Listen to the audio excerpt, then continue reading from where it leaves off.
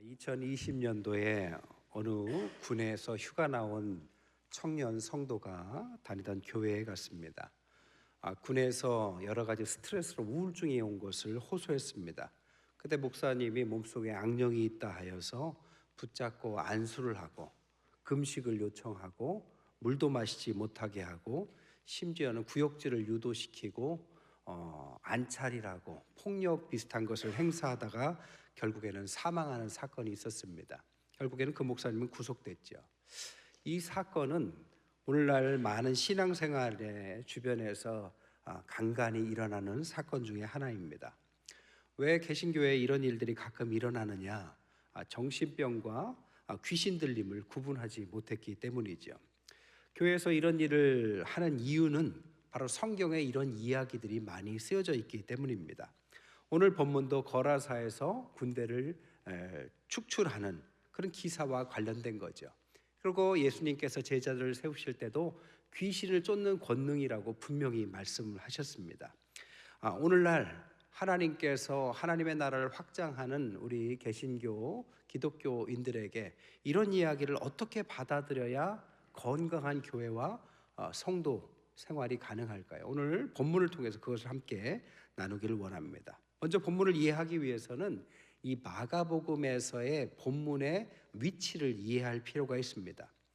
마가복음에서는 배를 타고 갈릴리를 호수를 바다를 가로질러 가는 이야기가 두 번 나옵니다. 4장과 6장에 두 번 나와요. 근데 이 4장과 6장은 동서를 가르는 갈릴리의 의미를 갖고 있습니다. 동쪽은 이방 땅이었고 서쪽은 유대 땅입니다. 그러니까 유대와 이방을 가로지르는 이 갈릴리, 이 경계선을 가지고 주님께서는 왔다 갔다를 하시죠. 그런데 이 이야기에 갈릴리의 호수를 중심으로 양쪽의 이야기가 균형 잡혀 나옵니다. 가버나움에서 귀신을 축출한 이야기가 1장에 나오는데 오늘 본문의 5장에도 거라사 군대 귀신이 축출하는 이야기가 나옵니다. 5장에는 가버나움의 혈루증 치유의 이야기와 7장에는 수르보니게 여인의 딸 이야기가 갈릴리 호수를 건너는 이야기를 중심으로 균형 잡혀 있습니다.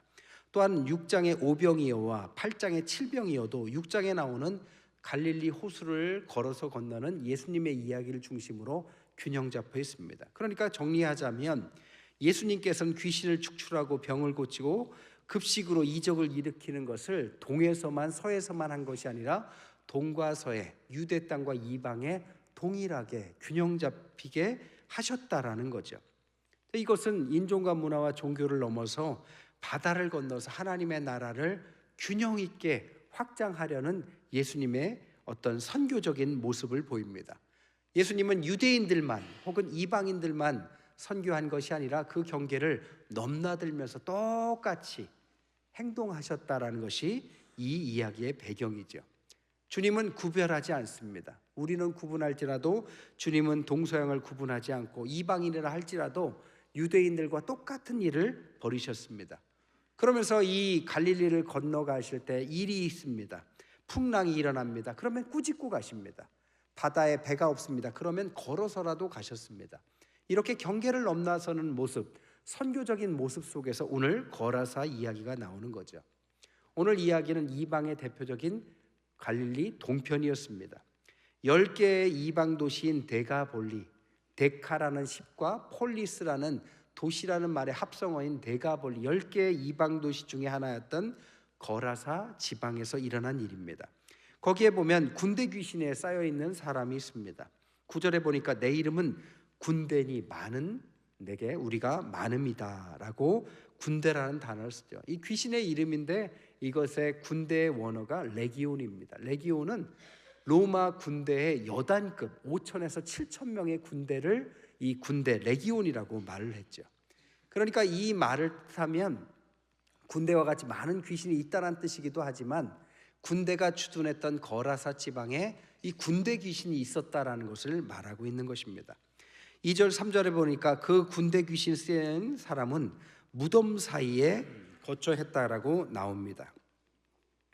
무덤이라는 것은 산자와 죽은 자 사이입니다. 이 귀신에 쌓인 사람은 산 것도 아니고 죽은 것도 아닌 아주 불안정한 삶을 삽니다. 15절에 보니까 옷이 없고 옷을 다 찢어버리고 5절 7절에 보니까 괴성을 지르기도 하고 5절에 보니까 옷을 찢고 돌로서 자해를 합니다. 3절 4절에 보니까 아무리 그를 통제하려고 해도 그의 힘을 당해낼 재간이 없습니다. 그런데 그가 주님이 오시니까 아주 급속도로 도망을 치죠. 그때 예수님께서 허락을 받고 돼지떼에게 들어가죠. 12절 13절에 보니까 우리를 돼지에게로 보내어 들어가게 하소서 하니 허락하신데 더러운 귀신들이 나와서 돼지에게로 들어가매 거의 2,000마리 되는 떼가 바다를 향하여 비탈로 내리달아 바다에서 몰사했다. 이게 오늘 본문의 내용입니다. 오늘 본문은 크게 개인적이고 영적인 어떤 치유와 선교적 이야기와 또한 사회적이고 좀 큰 시야를 가지고 보는 사회적인 선교와 치유로 두 가지로 봐야 합니다. 첫 번째, 영적이고 개인적인 선교입니다. 7절에 보니까 지극히 높으신 하나님의 아들 예수여, 8절에 더러운 귀신아 그 사람에게서 나오라 하니까 15절에 정신이 온전하여졌다. 영적으로 문제가 있는 사람에게 그것이 귀신 들렸다면 그것을 쫓는 능력자는 하나님 한 분이십니다. 그 이름은 바로 예수 그리스도시죠. 그래서 예수 그리스도를 통해서 이 악한 영이, 개인에게 있었던 악한 어둠의 영이 쫓아졌다라는 것이 오늘 본문이 가르치는 내용이죠. 그런데 이것이 아까 말한 것처럼 정신병과 혼동하면 안 된다라는 것이죠. 옛날에 성도 중에 한 분이 귀신이 보인다라고 호소한 분이 계셨어요. 그래서 제가 예수님의 이름으로 기도를 해드렸습니다. 근데 증세가 좋아지지 않는 거예요. 그래서 같이 함께 병원을 데려갔습니다. 그래서 정신과에 들어가서 의사 선생님을 만나고 오늘 우리가 이렇게 왔다라고 말했습니다. 그랬더니 의사 선생님이 저에게 하는 첫 마디가 목사님, 이 사람은 귀신 들린 것이 아니라 정신병에 걸린 겁니다 라고 말을 했습니다. 정신과 전문의 김진이라는 분이 쓴 정신분열증에 대해 나누고 싶은 이야기라는 책에 보면 정신분열증과 귀신 들림은 둘 다 존재하는데 그것은 확연히 다르다라고 말을 합니다. 정신분열증이 대부분은 정신분열증에 해당한다고 그래요. 근데 이 정신분열증도 크게는 두 가지인데 하나는 생물학적인 요소가 있고 하나는 환경적인 요인이 있다고 합니다. 생물학적인 요인은 유전적인 거라든지 아니면 뇌에 문제가 있어서 생기는 문제라고 합니다. 이럴 때는 약물을 가지고 치료하는 게 맞대요. 혹은 환경적인 요인이 있는데 이 환경적인 요인은 건강한 유전적인 것들에 문제가 없는데도 불구하고 결손 가정이나 혹은 폭력적인 환경이나 혹은 큰 트라우마나 이런 걸 통해서 관계에서 생긴 어떤 문제라고 합니다. 그럴 때는 관계에서 생겼기 때문에 관계를 해소하기 위한 상담을 통해서 해결하면 된다고 합니다. 그러니까 우리가 귀신 들렸다라고 생각하기 쉬운 많은 문제들의 대부분이 사실은 정신분열증에 해당하는 거죠. 그런데 그분의 책에는 귀신 들림도 분명히 있다라고 쓰여져 있습니다. 그런데 귀신 들림은 네 가지 큰 특징이 있대요. 첫 번째로는 목소리가 다르더라는 겁니다.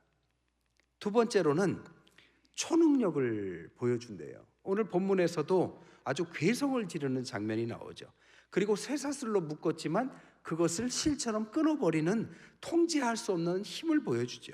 세 번째로는 약물을 주어도 반응이 없는 사람이 귀신 들릴 가능성이 높다고 합니다. 그리고 이런 사람들은 잠복기가 없고 갑자기 귀신이 들렸던 사람들은 갑자기 그런 모습을 보이다가 오늘 돼지떼에게 떠나고 나서 회복된 것처럼 갑자기 회복이 되는 특징을 보여준다라고 합니다.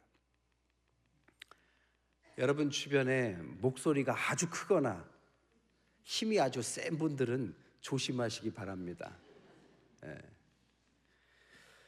우리 성결교회에서는 이 분야에 대해서는 아주 디테일한 어떤 규정이 나와 있진 않아요. 우리 교단에서는 그것을 인정합니다.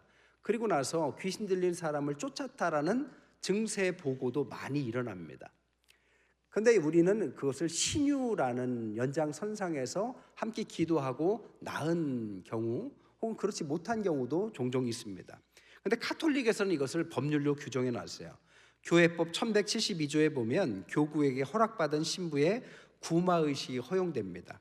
그리고 성 미가엘 대천사께 바치는 기도문을 통해서 우리가 흔히 아는 엑소시스트의 귀신 들린 사람이 성수를 뿌리고 십자가를 놓고 그러면 막 구토를 하면서 귀신이 쫓아내는 이런 것들도 다 임상적으로 그런 일들을 경험한, 우리보다 역사가 오래된 카톨릭에서는 인정하는 거죠. 그러니까 결국에는 기독교의 테두리 내에서 귀신 들림이라는 현상은 분명히 있는 것입니다. 근데 오늘 본문의 성경에서 예수님은 이것을 축기 사역에 대해서 이렇게 정리해 놓은 거죠. 첫 번째, 귀신 들린 자와 예수님이 만납니다. 그리고 그의 증상이 아주 위험하고 심각한 것을 발견합니다. 그리고 초자연적인 귀신이 예수님을 보자마자 하나님의 아들 예수여라면서 금세 하나님을 인식하고 두려워하기 시작합니다. 예수님이 그와 대결하는 것이 아니라 일방적으로 꾸짖고 쫓아냅니다. 최후의 몸부림으로 나가라 하니까 나갈 곳을 찾다가 돼지떼에게 나가도 되냐고 묻죠. 그리고 그것을 허락받고 돼지떼에게 나가서 몰살당하면서 그 사람은 귀신이 떠나가는 장면으로 오늘 본문은 마칩니다. 이게 성경에서 말하는 예수님의 축기 사역이었습니다. 여기에 특성을 보면 예수님과의 대결이라기보다는 신속한 패배와 굴복을 보여주더라는 거죠. 그리고 귀신들에게 침묵을 엄히 명하면서 예수님이 어떤 분인지를 드러냅니다. 그리고 귀신의 이름을 물어보는데 나는 군대다라고 하면서 귀신이 어디서부터 들어왔는지의 출처를 밝혀줍니다. 근데 이런 모든 것들의 가장 중요한 것은 축기 사역의 성경의 목적이 정확하더라는 겁니다. 4가지 목적이 있는데, 첫 번째, 축기 사역은 단지 기적을 보여주는 게 아니라 예수님이 얼마나 권능 있는 분이신지를 가리켜 보여주는 거죠. 우리 인생에 드려진 악령들이 있어요. 어둠을 지배하는 많은 악령들. 그것이 귀신 들림이든 정신병이든 인간을 망가뜨리는 어둠의 세력들을 해결할 수 있는 한 가지가 있다면 그것은 예수 그리스도라는 것을 보여주는 것입니다. 두 번째, 하나님의 나라가 지리적인 것이 아니라 통치의 개념이라면 이 귀신 들린 사람의 몸도 하나님이 오시자, 주님이 오시자, 주님이 임하자 귀신이 떠나가면서 주님께 통치함 받는 회복이 일어나더라는 겁니다.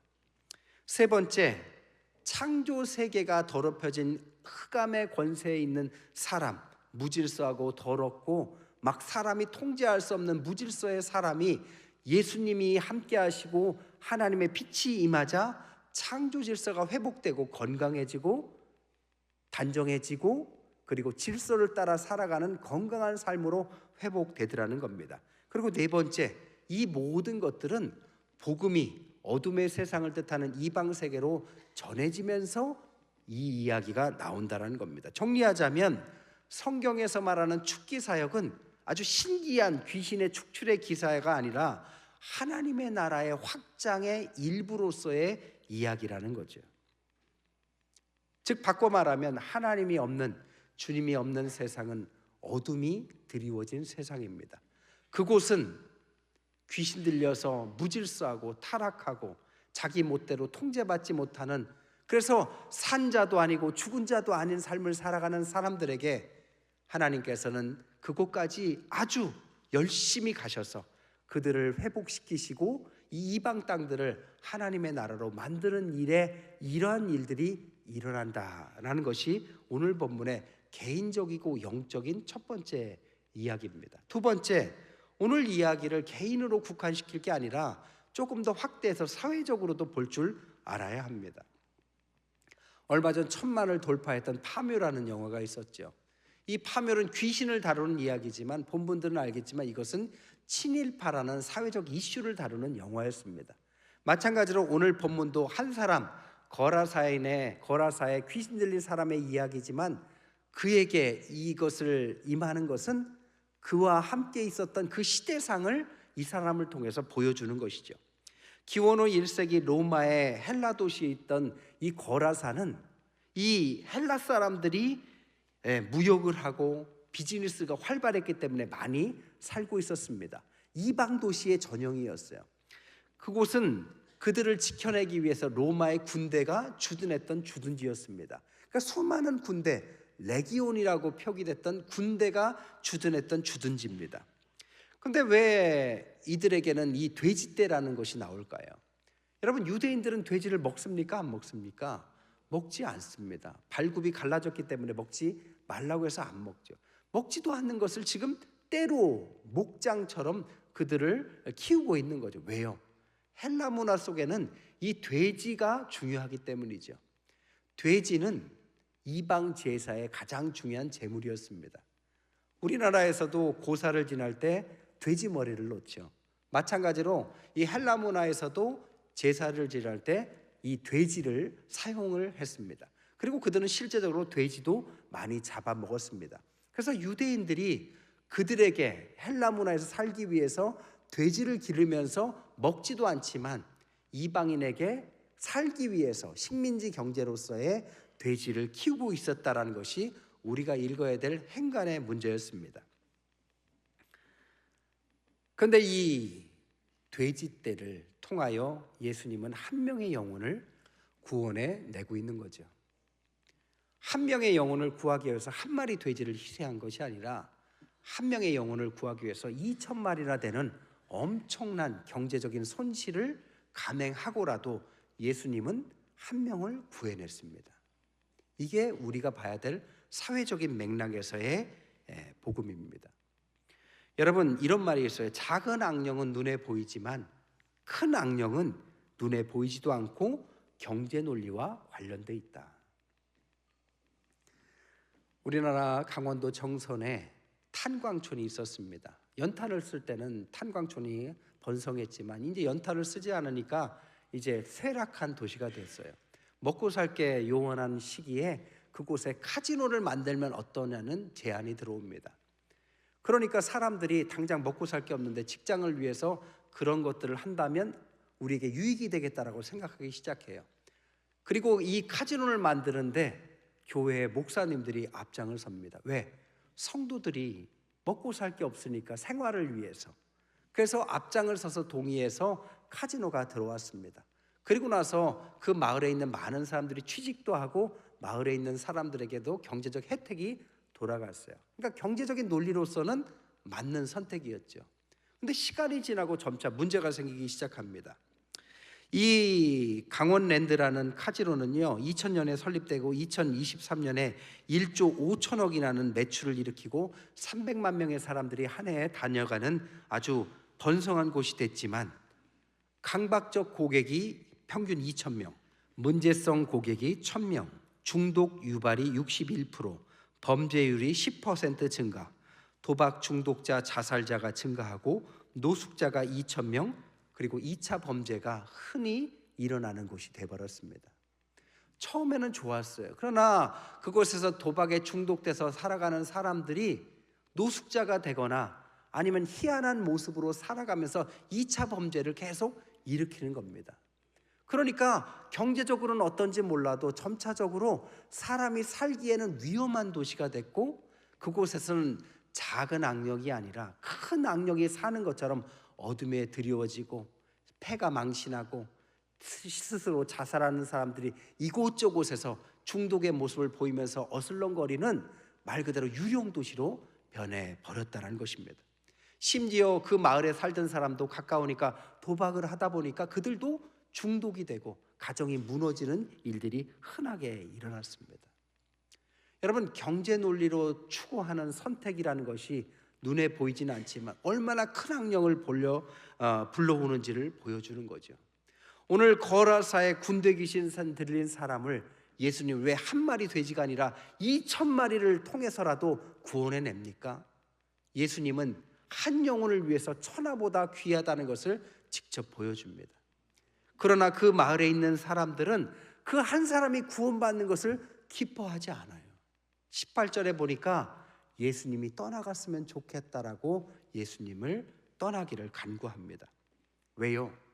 2,000마리나 되는 경제를 잃었잖아요. 후타도라는 신학자는 이것을 이렇게 표현했습니다. 사람들은 그 사람이 회복된 것을 기뻐하기보다 돼지를 잃는 것을 더 괴로워했다. 그러므로 무리들이 무슨 일이 일어났는가 보러 간 이유는 기적을 보러 나간 것이 아니라 오직 죽은 돼지들 때문이었다. 이는 그들이 예수께서 보여주신 기적의 의미를 보지 못했기 때문이다. 그래서 그들은 예수께서 떠나시기를 간청했다. 이해하십니까? 한 영혼을 따라가느냐 아니면 경제 논리를 따라가느냐가 얼마나 큰 차이를 보여주는지 보여주죠. 오늘 본문에서 우리는 두 가지를 생각해야 됩니다. 첫 번째, 한 인간에게, 한 개인에게 악령이 씌울 수도 혹은 여러 가지 흑암이 들이올 수도 있다는 겁니다. 근데 이런 것들은 눈에 보이고 우리가 이런 것은 관심이 많기 때문에 귀신을 쫓는 축기 사역이든 아니면 병원을 통해서라도 이 문제를 해결하려는 노력을 많이 보입니다. 문제는 뭐냐? 군대 악령이라는 거죠. 아주 사회적으로 큰 악령이 이 식민지 사회에 드리웠던 그림자처럼 우리 사회에서도 이 큰 악령들이 드리워졌는데 이것들은 너무 크고 이것은 경제와 연결되었기 때문에 우리가 보지 못하는 우를 많이 범하기도 한다는 것입니다. 한국도 이제 외국인의 숫자들이 점점 늘어나서 250만을 넘었다 그러죠. 아마 500만을 넘을 거라고 예상을 하고, 이 외국인들이 없으면 식당도, 시골에서의 어떤 노동력도, 공장에서의 노동력도 충당하지 못하니까 우리는 어떻게든 비자를 쉽게 줘서라도 그들을 받아들이려고 합니다. 왜? 경제 논리 때문이죠. 그러나 경제 논리로 이렇게 외국인들이 쉽게 받아들였던 외국을 한번 보십시오. 미국과 같은 경우에는 사탕수수 농장 때문에 흑인 노예들을 마구잡이로 흡수해 왔습니다. 처음에는 그들이 노동력을 거의 무료로 공급했기 때문에 굉장한 부를 이뤘습니다. 그러나 오늘날 미국 사회에서 이 흑인들이 몇 세대를 이루면서 사회 구성원으로 나가지 못한 흑인들은 사회의 암적 존재처럼 그 사회를 흔들어대는 아주 무서운 존재처럼 역사를 합니다. 저는 흑인을 비하하는 게 아니에요. 그 사회에서 그 멤버로서 받아들이지 않고 그 노동력만 흡수하려고 했던 것들이 어떤 결과를 초래하는지를 말씀드리는 것입니다. 유럽은 흑인이 아니지만 이슬람의권에 있는 사람들이 대부분 그런 사람들입니다. 유럽에 있는 국가들이 강력했을 때 식민지를 형성했고 식민지를 통해서 그 나라의 사람들을 노예화 끌어들였습니다. 처음에는 그들 때문에 막대한 부를 이루었지만 이 사람들이 그 나라의 국민이 되고 몇 세대가 흘러서 국적으로는 그 나라 사람들이지만 외모나 언어나 문화가 다르기 때문에 그들을 받아들이려고 하지 않습니다. 그러니까 직장이 없는 사람들이 어떻게 합니까? 사회 불안 요소로 작용하고 무슨 일만 있으면 사회의 어두운 부분들을 이 사람들과 관련시켜서 사건 사고들이 끊이지를 않습니다. 한국도 저는 경제 논리를 가지고만 접근한다면 이런 일들이 머지 않았다고 생각합니다. 저는 외국인들을 받아들이지 말자는 이야기를 하는 게 아닙니다. 받아들인다면 받아들인다는 의미가 무엇인지 경제만 따져볼 것이 아니라 그들과 우리가 함께 할 수 있을까? 그들을 우리는 어떻게 전도해야 하고 그들이 우리의 멤버와 가족이 되고 자녀들이 우리 나라의 민족이 된다면 우리가 그것은 어떤 의미로 받아들여야 되는지를 이해하지 못하고 쉽게 경제 논리로만 생각한다면 나중에는 이 미국과 유럽이 해결할 수 없는 큰 악령이 우리나라에도 드리워질 가능성이 높다는 이야기를 지금 말씀드리고 있는 것입니다. 말씀을 정리할게요. 하나님의 나라는 경계를 넘는 것이 분명합니다. 선교는 돈과 서를 가리지 않고 넘나들었던 주님의 행동에서 우리는 누구는 되고 안 되고 우리끼리만이라는 생각을 접어야 합니다. 주님은 경제, 정치, 힘의 논리가 아니라 주님의 사랑으로 한 영혼을 위해서 어디든 어떤 대가를 치르든 그들을 사랑하셨습니다. 한 영혼을 살리는 것과 사회적인 큰 악령을 축출하는 이 동시적인 이야기 모두가 다 주님께서 우리에게 배우길 원하는 오늘날 선교의 모습입니다. 경제 논리를 넘어서 한 영혼을 위해서 거라사 사람들을 구원하셨을 때 이 거라사 군대 귀신 치유된 사람이 어떻게 됐는지를 보십시오. 읽진 않았지만 18절 20절에 보면 귀신 들렸던 사람이 함께 있기를 간구하였으나 허락하지 않고 그에게 이르시되 집으로 돌아가 주께서 내게 어떻게 큰 일을 행하사 너를 불쌍히 여기신 것을 내 가족에게 알리라 하시니 그가 가서 예수께서 자기에게 어떻게 큰 일을 행하셨는지를 데가볼리에 전파하니 모든 사람이 놀랍게 여기더라. 예수님과 함께 있기를 원했지만 집으로 가라 하니까 그 사람이 데카폴리 10개의 도시를 흩어지면서 예수님을 전하는 모습으로 이야기가 맺습니다. 하나님의 나라는 이런 큰 대가, 경제를 넘어서 큰 대가를 치르고도 얻어진 사람들에 의해서 확장된다는 것이 오늘 이야기의 마무리 이야기입니다. 여러분, 11월의 첫 주가 밝았습니다. 우리가 만들어 갈 세상은 우리가 선택하는 것의 결론이 우리가 만들어갈 세상일 것입니다.